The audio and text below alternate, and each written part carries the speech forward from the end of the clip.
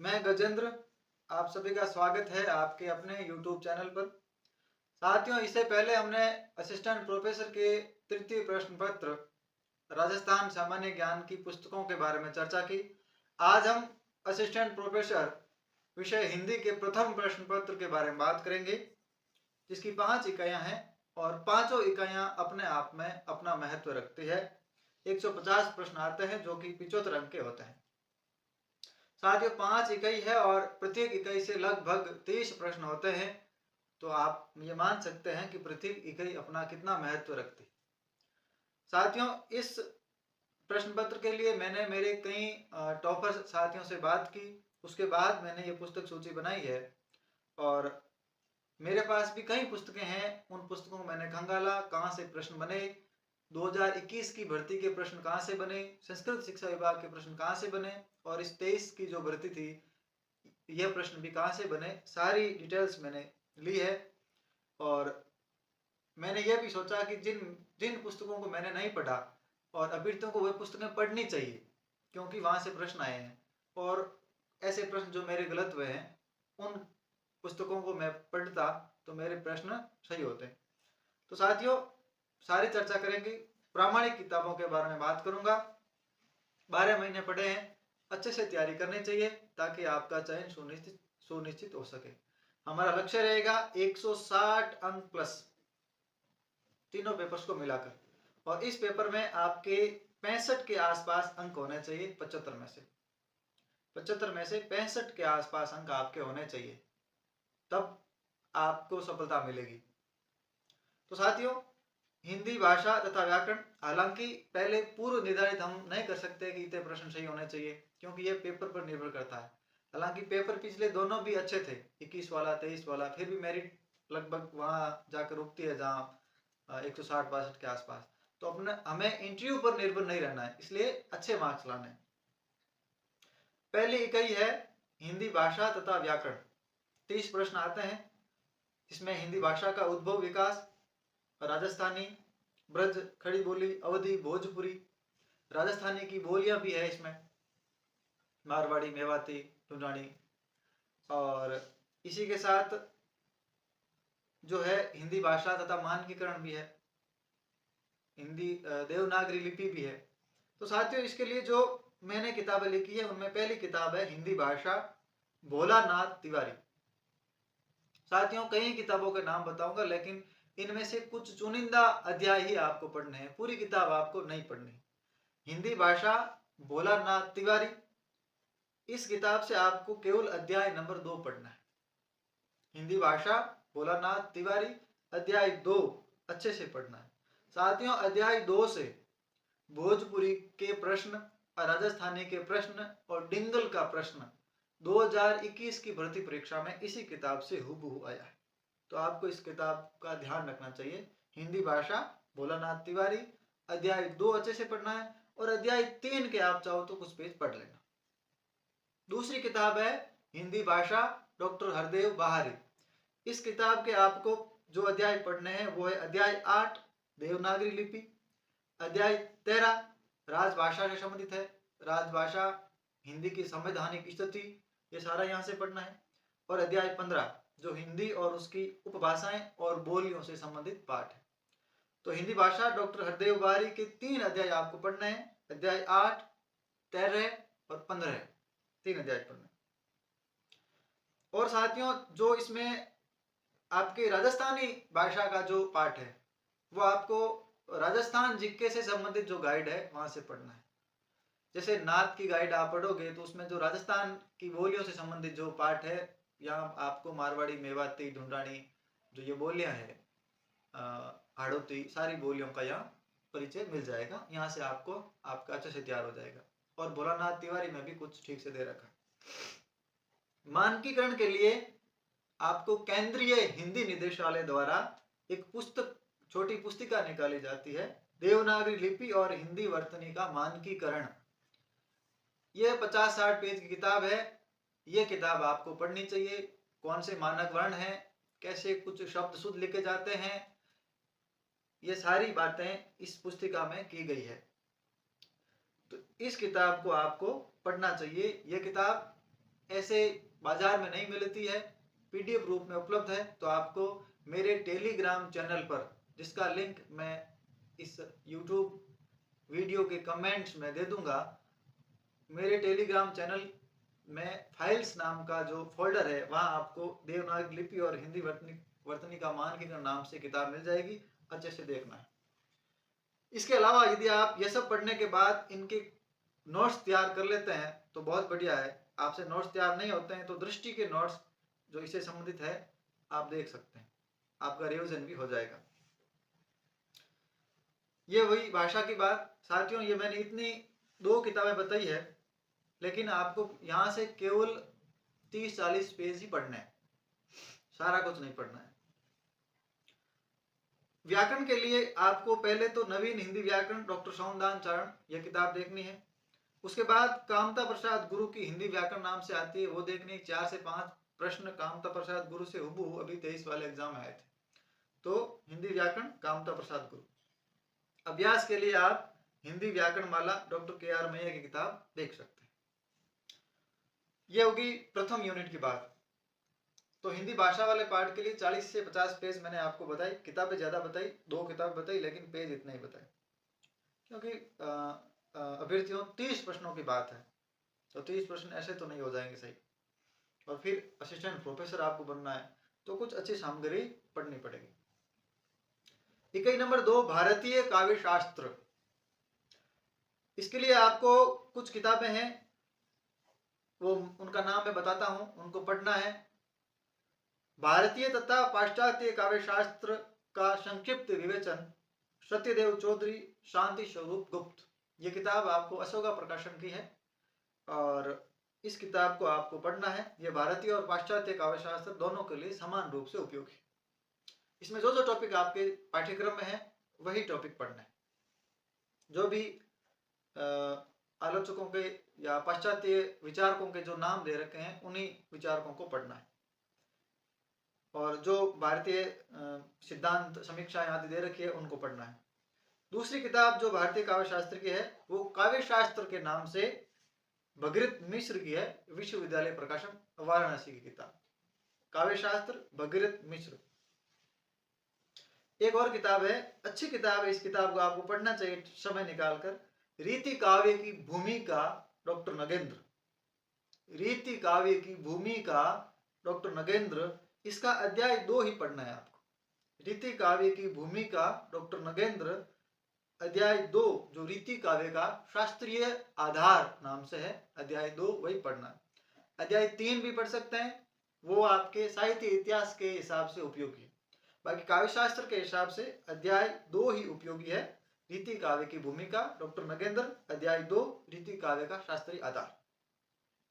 रस छंद अलंकार और छंद के लिए, अलंकार के लिए, इनके लिए किताब अच्छी है, काव्यांग पारिजात लक्ष्मी नारायण चातक।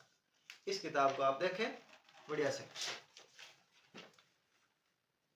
साथियों, तीसरी जो इकाई है पाश्चात्य काव्य शास्त्र के नाम से, इसके लिए आप वही भारतीय और पाश्चात्य काव्य शास्त्र की किताब जो आपने दूसरी यूनिट में देखी वो भी यहाँ काम में लेनी है। भारतीय तथा पाश्चात्य काव्य शास्त्र का संक्षिप्त विवेचन, सत्यदेव चौधरी, शांति स्वरूप गुप्त।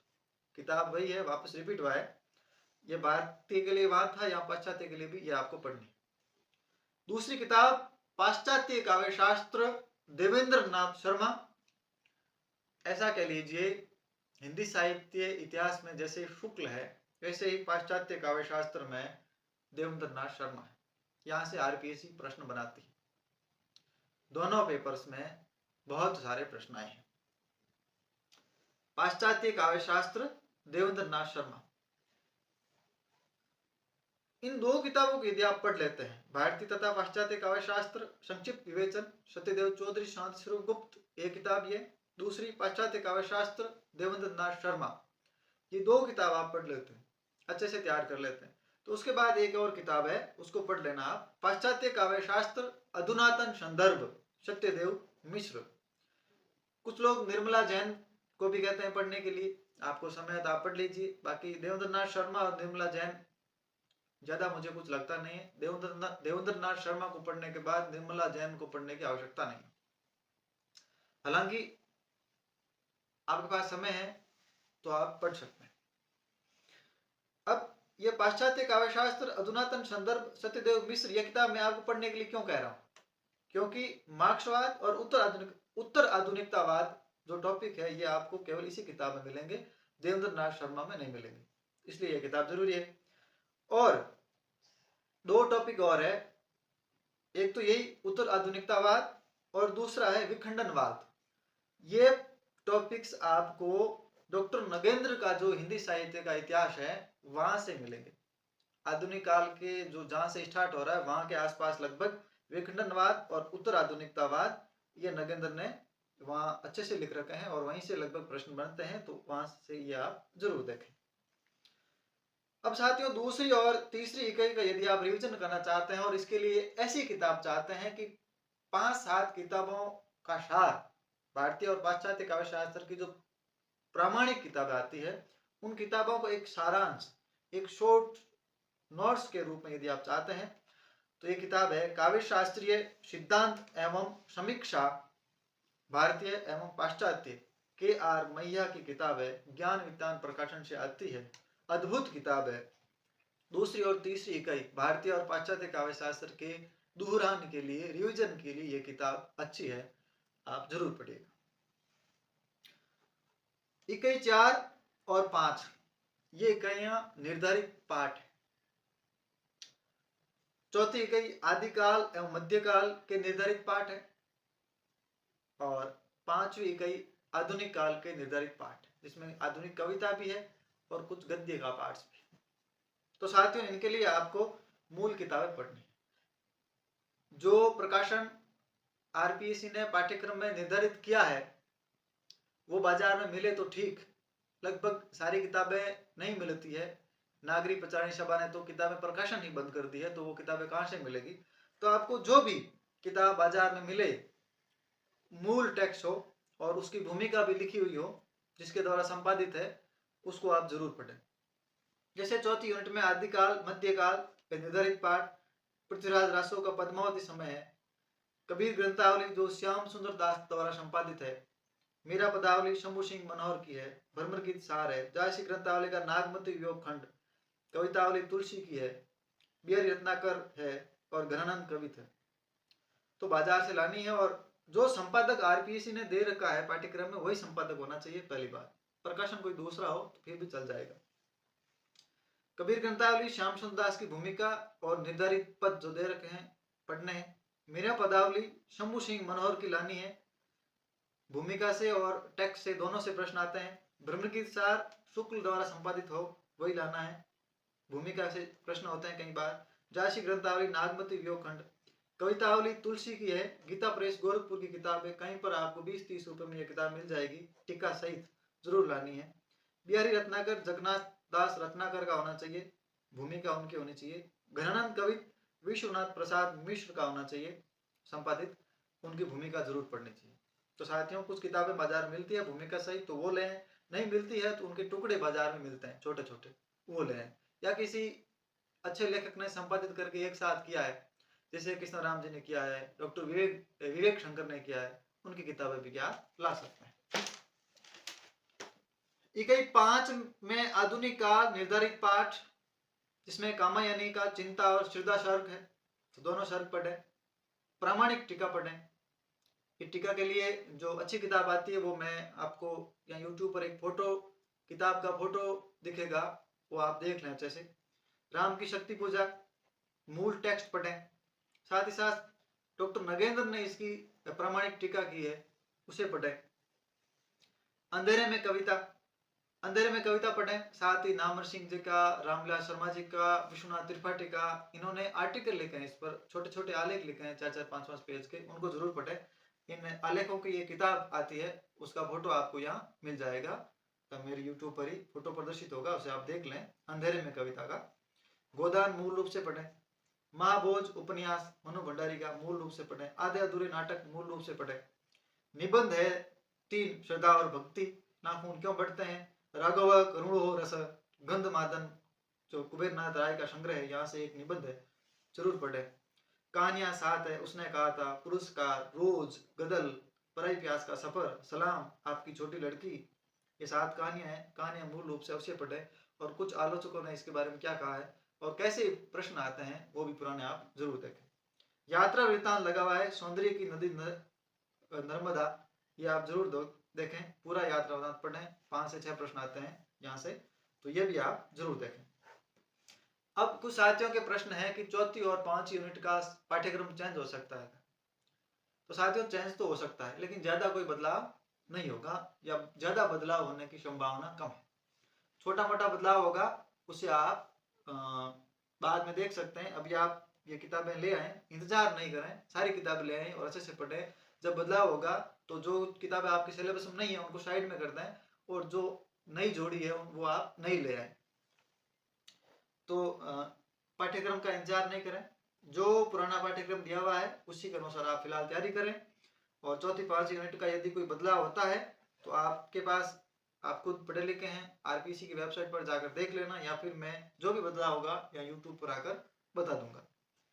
और साथियों जो 2021 का और 23 में 2 एग्जाम हुए, सामान्य शिक्षा, सामान्य कॉलेज शिक्षा विभाग और संस्कृत शिक्षा विभाग, ये 3 प्रश्न पत्र अच्छे हुए हैं, सेम ही सिलेबस के लगभग, थोड़ा बहुत बदलाव है। तो इनमें आप जरूर देखें, इनके पुराने प्रश्न पत्र जरूर देखें, ताकि आपको ये एहसास हो कि कैसे प्रश्न आते हैं। एक यूनिट के 30 प्रश्न दे रखे हैं, तो आपको जरूर ये एहसास हो जाएगा कि ऐसे प्रश्न आते हैं और इस किताब से आए हैं, उसके अनुसार आप तैयारी कर पाएंगे। अगले वीडियो के लिए इंतजार कीजिए। अगला वीडियो होगा पेपर द्वितीय हिंदी साहित्य के इतिहास पर। तब तक के लिए धन्यवाद, शुक्रिया।